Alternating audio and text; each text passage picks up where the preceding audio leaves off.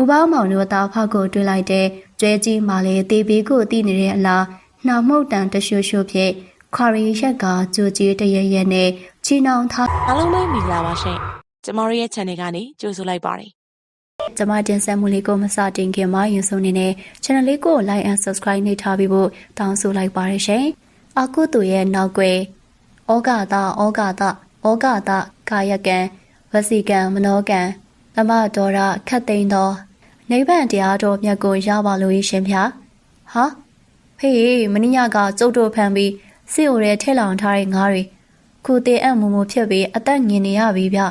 ခုမနှက်စာထမင်းပူပူလေးနဲ့ငါးကြော်လဲလဲဆက်ဆက်လေးနဲ့ဆွဲအောင်ကျုပ်ဒီကောင်တွေကိုကင်လိုက်တော့မယ်ဖေးအေးလောက်ကွာလဲလဲဆက်ဆက်ဆိုတော့တအားကိုချုံမဟိအရသာရှိလိုက်မဲ့ဖြစ်ချင်းကွာမြင်မြန်တာခေါင်းတွေထုပြလိုက်တော့ငါသားရေမနက်ခေရဲ့စက်တရေရှိလာစွာသောဖျားရှိခိုးတန်နဲ့စန့်ကျင်ဖက်ဖြစ်လာစွာပင်ထပ်ပေါ်လာသောသားနဲ့ယောက်ျားဖြစ်သူတို့ရဲ့အတန်များကြောင့်တော်များလာတယောက်ဖျားဝပြုတ်နေရမှာစိတ်မတက်မတာဖြစ်စွာပင်တက်ပြန်ချကခေါင်းခါရန်လိုက်မိတယ်ကိုဘောက်မောင်ရဲ့စောစောစစ်စစ်ရှင်ကျမမြင်ရကြားရတာစိတ်မတက်တာလိုက်တာဒီအကုသိုလ်လှုပ်တွေကိုမလုပ်ပါနဲ့လားဟာမိမလေးကွာလာပြမိတခါလာလေဒီအကုသိုလ်နောက်တစ်ခါလာလေဒီအကုသိုလ်နဲ့မင်းပြောတဲ့အကုသိုလ်တွေဘာတွေတော့ငါမသိဘူးဟေးငါသိတာတော့ဒီငါးရဲလဲလဲဆက်ဆက်တက်စားရအတော်လေးကိုရတာရှိရဲဆိုတာပဲသိတယ်ဟာဟုတ်တယ်မေရေငါးတွေဟာဒီလိုလဲလဲဆက်ဆက်စားမှပုံရတာရှိရဗျမယုံရင်ကျုပ်တို့ကြော်ပြီးတဲ့အခါအမေပါစားကြည့်ဗျာရှာလေသွားမယ်နော်တော်စန်းဖိုးထောင်နင်တို့ဟာတွေငါစားလေမစားချင်ဘူးမြင်လဲမမြင်ချင်ဘူးနေ့ကိုလည်းငါဒီအကုသိုလ်လုပ်တွေလုပ်နေအောင်တစ်စက်ကလေးမှကြည့်လို့ရတာမဟုတ်ဘူးနင်တို့သားဖောက်ငါပြောမရလို့လို့သာလက်ပိုက်ကြည့်နေရတယ်နင်တို့လုပ်နေတဲ့ဒီလိုအကုသိုလ်လုပ်တွေကြောင့်ငါတရက်ကလေးမကိုစိတ်မချမ်းသာဘူးဟဲ့သိရလားဟာဗျာမေရလေစောစောစစ်စစ်နိုင်ကြီးအောင်ဒီတက်ပြဟောင်းကြီးပဲခဏတိုင်းဖွင့်မသိစမ်းပါနဲ့မိမိမစားချင်တဲ့နေဗျာကျုပ်ကတော့မနှက်စာမီဒီကောင်တွေကိုဝှချိုပေးလိုက်အောင်မေပြို့ပြောဆိုဆိုနဲ့ပင်စီဦးထဲမှာမသေးမရှင်ဖြစ်နေသောငါးများကိုတကောင်ချင်းယူပြီးခေါင်းတွေကို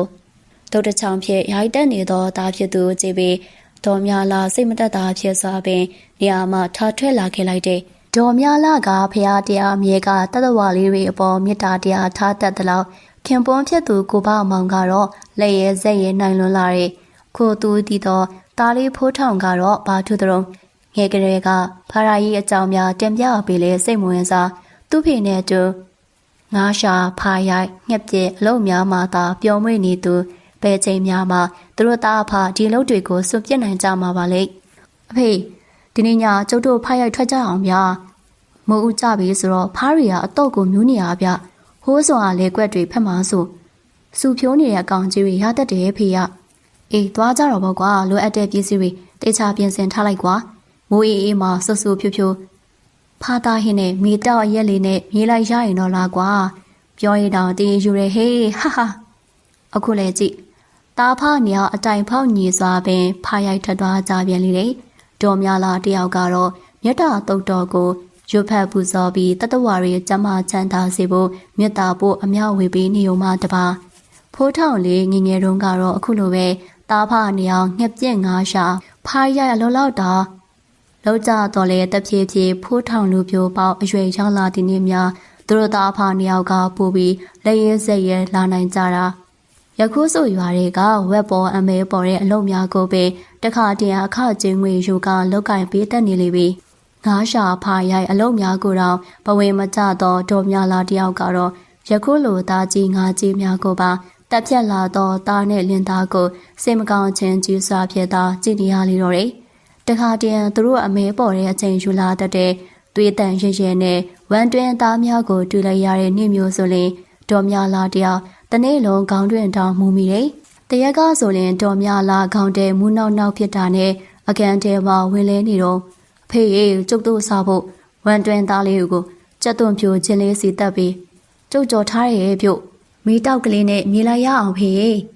အေးလာပြီဟဲ့စပယ်ပေါ်တင်ထားခဲ့ကွာအဖေတင်မိန်တွေမှာပေးနေတဲ့တွေးတွေရေးစေးပြီးလာခဲ့မယ်ဟဲ့စေးစေးဖေးကျုပ်လည်းခုနရလာတဲ့ငှက်တွေအမွေးနှုတ်ပြီးရင်တွေတဲပြီးလာခဲ့မယ်ဥပမောင်မနက်ကအမဲပေါ်ထားတဲ့မိမပေးကြံနေတဲ့သွေးများကိုရေးစေးပြီးအိမ်ပေါ်အတက်မြင်လိုက်ရတော့မြင်ကွင်းကြောင့်ထောင်ခနဲ့ဒေါ်ရထက်သွားတယ်။ သူမြင်လိုက်ရတဲ့ကရွှေဝါဟုတ်ပါတယ်တော်များလားစားကျွန်းစားကြက်လေးများအမြဲကျွေးနေတတ်တဲ့ဖြင့်ရံပန်ရံခါသူတို့အိမ်ကိုရောက်လာတတ်တဲ့ဘေးအိမ်မကြောင်မလေးခိုးထူရွှေဝါကသူတို့မြည်ရအတွက်စပွဲပေါ်တင်ထားခဲ့တဲ့ဝမ်တွင်သားကြော်များကိုစားနေပါကောလားကြောင်ရှာယာဆဆငါတို့မြေဖို့ဟင်းမနှိုက်စားရလို့တေးစမ်းကွာပြောဆူဥပမောင်ဘေးမှာရှိတဲ့သုံးထောက်ထိုးဓမီနဲ့ရွှေဝါခေါင်းတက်တဲ့ကိုချိန်ပြီးပြပေါက်လိုက်တယ်အမြဲငှက်ပြက်သွားနေတတ်သောကြောင့်လက်မှန်တဲလာသောကိုပမောင်ပြစ်ချက်ကရွှေဝါခေါင်းတက်တဲ့ကိုထိမှန်သွားကကြောင်လေးရွှေဝါစပွဲပေါ်မှာအောက်သို့ပြုတ်ကျသွားလေတယ်ညောင်းအတော်ပင်မူးဝေသွားပုံရသောရွှေဝါမှာတေဘေးကိုတည်နေရလားကောင်းမှတွင်းဆက်လက်နေပင်တရေတရိုင်ထကရိုင်းတိုင်နဲ့ပင်နောက်ဖေးဖက်တို့ဝင်ပြေးလေတော့တယ်ဥပမောင်မထုံများနဲ့အားများသည့်ဗဇက်မလည်းသားဖြစ်သူကိုအော်ဟစ်အတိပေးလိုက်သေးတယ်ဟေ့ငါသားရေးဒီကြောင်ပညာပေးလိုက်စမ်းကွာငါတို့အမီးတွေဝင်စားသွားတဲ့ကြောင်ပြေးလာပြီဟေ့ပြေးလာပြီမင်းဖက်ကိုဥပမောင်စကားဆုံးဖိုးထောင်တယောက်သူ့နာရောက်လာတော့ကြောင်လေးရွှေဝါကိုလောလောလတ်လက်မီးဖိုပေါ်မှာချထားသောရင်တွေပူပူများဖြင့်လှမ်းပက်လိုက်လေတော့တယ်ကဲတေးစမ်းကွာဒီလောက်ငှက်ကြီးကြတဲ့ကြောင်တေးစမ်းကြောင်လေးရွှေဝါမှာတော့ကောင်းမတရားရင်တွေပူလောင်တဲ့ဒဏ်ရာများကြောင့်နေရာမှာတင်လဲကျသွားကမထားနိုင်ရှာတော့ဆူညံတန်များကြောင့်အိယာမှနိုးလာသောတော်များလာတယောက်ကြောင်လေးရွှေဝါရဲ့တနာစပွဲအဖြစ်ဆိုကိုမြင်လိုက်ရဒီမှာတော့အောင်မလေးရဲဆက်လိုက်ကြတာလုံးရဲလိုက်ကြတာရှင်အစားလေးတစ်လုံးအတွက်ဒီလောက်လုံးရသလားအမလေးရှင်တို့အကျဉ်းသားတရားတော်တော်ခေါင်းပါကြတဲ့ဒူတွေပါလားလဲကျနေသောကြောင်လေးရွှေဝါကိုတယုတ်တရားကောက်ဖွင့်ရင်ဒေါ်များလာတယောက်စိတ်မကောင်းခြင်းကြီးစွာဖြင့်ခြုံပွဲချ၍ငိုချပြလိုက်လေတော့တယ်ထိုနေ့ဥပမောင်နဲ့ဖိုးထောင်တို့သားဖားအတွက်ကံကြမ္မာစုံများတဲဆောင်လာခဲ့တဲ့နေ့ချိုနေကဥပမောင်တို့သားဖားကိုတဖက်ရွာမှအမဲပေါ်ရန်လာခေါ်ထားသဖြင့်သူတို့သားဖားနေအောင်ထွက်လာကြတယ်ဒီတခါသူတို့တက်ပေးရမည်ကခိုင်းကျွဲကြီးတကောင်ထိုကျွဲကြီးမှာငကိုကလိမ့်ပါပေမဲ့အခွတ်တလုံးမှဘာထားဖြစ်တယ်မသိရုတ်တရက်ထားဖောက်ပြီးမဲမြင်တမျှလိုက်ခတ်နေသဖြင့်ရွာမလူအများဝိုင်းဝန်းဖမ်းဆီးကချီနှောင်ထားတဲ့အကောင်ကြီးယခုထိုကျွဲစိုးကြီးအားတက်ရန်သူတို့သားဖားအားအခါချင်းငွေနှစပေး၍ငှားရမ်းလာလေတော့ကြောင့်ဦးဖိုးမောင်တို့သားဖားရောက်လာရလေတယ်ထိုရွာရောက်တော့ရဲစိမ်းနေနဲ့သားဖားနှစ်ယောက်အရက်ထိုင်တောက်ပြီးနောက်လက်ဆွဲတော်မင်းကြီးကိုခိုင်းကကျွဲကြီးချီနှောင်ထားတဲ့နေရာတို့ထွက်လာကြတယ်ဥပမောင်တို့သားဖားကိုတွေ့လိုက်တဲ့ကျွဲကြီးမှလည်းတေးဘေးကိုတီးနေတဲ့အလားနှာမှုတ်တန်တရှုရှုဖြင့်ခွာရီရက်ကကြိုကြီးတရရဲနဲ့ချီနှောင်ထားသောကြိုးကိုအတင်းယုံနေလေတော့တယ်ဟာဒီကျွဲရတော့ကွာတော်တော်စမှန်တက်နေတယ်ဟုတ်လားဒီလောက်တောင်ဖြစ်နေတာမင်းတို့မြန်တေးရွာပို့ပေးမယ်ဟေးဟာဟာငါသားတရိထားအနာအယံမကက်နဲ့ဝုန်းဟာအန်တီအများတယ်ဟာဖေးဟာဒီကောင်လောက်ကတော့ကျုပ်တွေအေးစေးပါဗျအဖေတော့ဝင်ပါစရာမလိုဘူးအဖေဘေးဖယ်နေကျုပ်ရှင်းလိုက်မယ်ဒီကောင်အရက်ကလည်းတောက်ထားတဲ့ချိန်နဲ့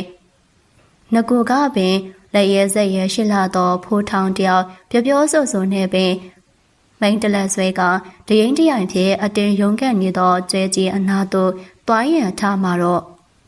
ငကိုကပင်ဝေဖောက်နေသောအားတန်လာတဲ့ကျွဲစိုးကြီးမှာနှာမှုတ်တန်ပြင်းဖြင့်အာကုံအယုံချီနှောင်ထားသောကြိုးများပြတ်ထွက်ကုန်ပြီးဖိုးထောင်ရှိရာသို့ကြိုကြီးတခါခါဖြင့်ပြေးဝင်လာတော့တယ်ရုတ်တရက်ချက်ချင်းပြောင်းလဲသွားသောအခြေအနေများကြောင့်ဖိုးထောင်တယောက်မင်းသက်စွာဖြင့်နေရာမှမရွေ့ကြောင်ပြီးရကြည့်နေမိတယ်ထိုစဉ်ဟာတာသတိထားအော်ဟစ်သတိပေးတဲ့နဲ့တပြိုင်တည်းဝဲဖက်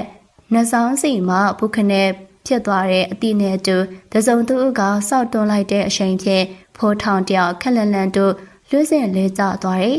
ထိုအခါမှာသူသတိပြောင်းဝင်လာပြီးကြည့်မိတော့အာဟာလောက်ကြပါဦးဥပမောင်ထိသွားပြီ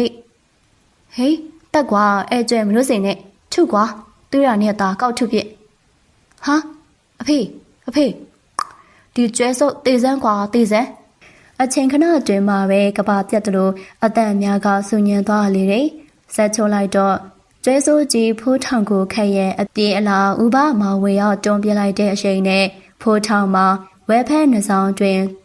ချိုဖြားဖြင့်အနေငယ်သာခံမိလိုက်ပြီးအသက်ဘေးမှလွတ်ခဲ့တော့လေတားစော်ဖြင့်ပြင်းဝင်လာခဲ့တဲ့ဥပမောင်မှာတော့ကျွဲဆိုကြီးရဲ့ကြိုခက်ချက်ကိုမရှောင်လိုက်နိုင်ပဲနေရာတွင်ပင်ဘိုက်ပွင့်ကတည်ဆုံခဲ့ရလေတယ်။ကျွဲကြီးမှလည်းလူများဖြင့်ဝိုင်းဝန်းပြစ်ခတ်ထိုးနှက်မှုတန်းကြောင့်တည်ဆုံသွားခဲ့လေတယ်။ဖိုးထောင်တယောက်ကတော့ကျွဲကြိုဖြားဖြင့်ခံမိလိုက်တဲ့အချိန်နဲ့ရောဖခင်ချက်သူရှိမှတဲ့အသေးစိုးနဲ့တည်သွားခဲ့ရတဲ့အဖြစ်ကိုမြင်လိုက်ရတဲ့အတွက်ပါအနာရှိန်တက်ပြီးအပြင်းဖြားလေတော့တယ်။တော်များလာကြီးတဲ့ဆိုင်နဲ့ပြုစုကူတာပြီးနေတဲ့ကြားမှာပင်မသက်တာတဲ့ပြင်တနေ့တခြားအချင်းကြီးကပိုပိုဆိုးလာကတစ်ချက်ကြောင်ကြရနဲ့ထထအော်နေတတ်တယ်။အပြင်းဖြားနေသောဖိုးထောင်မှာတော့သူမျက်စိထဲမှာသူတက်ခဲ့သောငှက်တွေဖားတွေကသူ့ဖြစ်ကိုကြည့်ပြီးလှောင်ပြောင်နေတဲ့တွေအဆက်မပြတ်ကြားနေရတယ်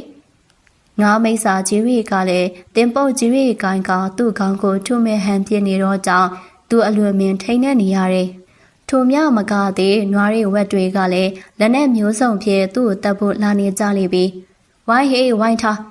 ဒီကောင်လိုက်ကြပါဟာငါတို့ကိုရဲရဲဆက်ဆက်တက်ခဲ့တဲ့ကောင်အခုငါတို့လည်းရောက်ပြီလိုက်ကြဟေးထို့ချခုတ်ကြပါဟာ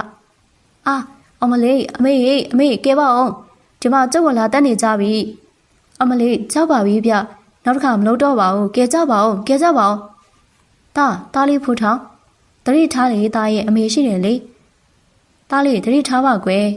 ဖိုးထောင်အချိန်နေမှာတနေ့တခြားစိုးတီထက်ဆိုးလာအထိမှာယခုဆိုရင်တရိษံတကောင်ဖမှာလေးဖက်ကြီးထောက်ပြီးပတ်ပြင်းနေသောကြောင့်အကန်ထဲတွင်ထဲပိတ်ထားတဲ့အထိပင်ပါဇက်ကလည်းတရိษံဘောင်းဆောင်ရဲ့အော်တန်မျိုးဖြစ်အော်လိုက်တခါတည်းကဲပါယူပါအော်ဟစ်တန်နဲ့မတိခင်ကပင်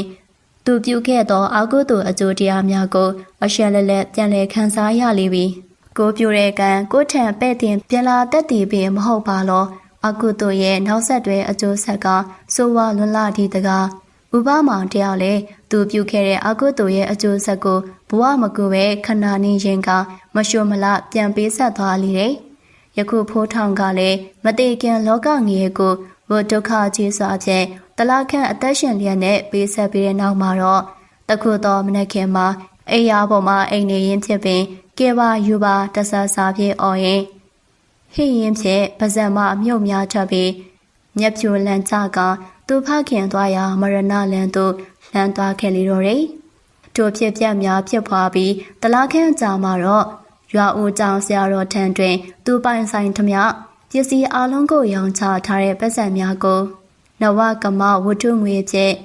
လာရောက်လူဒန်းနေသောတည်ငြိမ်အေးချမ်းတဲ့မျက်နှာထားနဲ့တီလာရှင်ဆရာလေးသူကိုတွေ့မြင်ကြရပြီတဲ့။ထိုတီလာရှင်ဆရာလေးကအကုသိုလ်ရဲ့အကျိုးတရားကိုမျက်ဝါးထင်ထင်မြင်တွေ့ခဲ့ရပြီးနောက်တန်တရားမှလူငြိမ်ရာအဖြစ်တဲ့ဉာဏ်နိဗ္ဗာန်ကိုရင်မှန်ကကြံရှိတဲ့တက်တန်တစ်လျှောက်အေးမြတဲ့တရားရိပ်တာတွင်ခုလုံတော်မယ်လို့ဆုံးဖြတ်လိုက်တဲ့ဆရာလေးဒေါ်ပညာစာရီတစ်ဖြစ်လေဒေါ်မြလာဖြစ်ကြောင်းအထူးပြောစရာမလိုတော့ပြီဒီအကုသိုလ်အကျိုးတရားများကိုဆင်ခြင်နိုင်ကြပါစေရှင်နောက်ထပ်လည်းကျမတို့ channel လေးကနေပြီးတော့ပရိသတ်နာဆင်ဖို့ရပရလောကဇလံကောင်းများစွာကိုတင်ဆက်ပေးမှာဖြစ်လို့အတိတ်သောဗီဒီယိုတင်တိုင်းတည်ရှင်းနိုင်ဖို့အတွက်ဘိနာချက်ပေးခေါင်းလုံးလေးကိုလည်းနှိပ်ထားပေးပါလို့ထပ်မံတောင်းဆိုရင်းနဲ့ဒီကနေ့ရဲ့ကျမတင်ဆက်မှုကိုဒီမှာပဲရနာခွင့်ပြုပါရှင်အားလုံးကိုကျေးဇူးတင်ပါတယ်